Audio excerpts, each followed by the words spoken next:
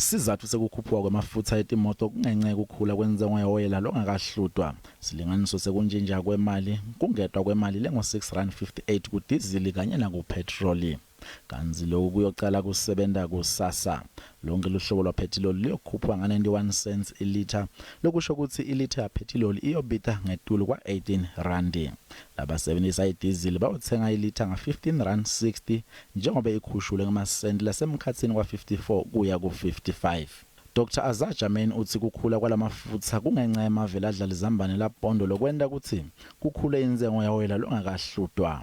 On top of that, the rand has fallen partly because of the riots, but also because generally internationally emerging markets have lost some of their luster in the last month or so. The rand has not been the only one to lose ground. The dollar has gained.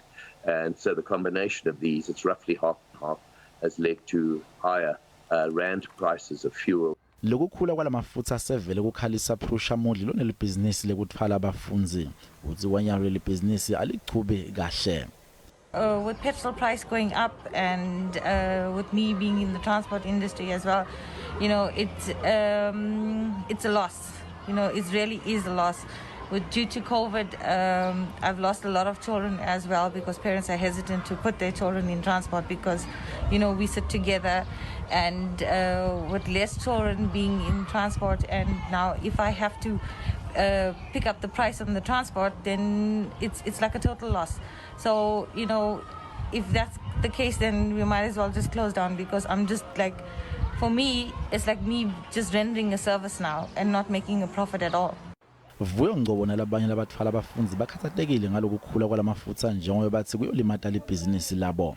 Ngaleso sizathu lesi baphocelelekile ukuthi bahlale kulendzawo lapho bamikisa khona abafundzi isikhathi lesingama-hour lasikhombisa kude bakhona kumikisa labafundzi emakhaya. Lokhu kugcine sekuthikameta ekutheni bangasakhoni kwenana lokunye lokusemaceleni. Because of COVID, parents are just hesitant to pay transport, full transport. They're always negotiating for prices because they're also affected from COVID. You know, they lost jobs. They have salary cuts.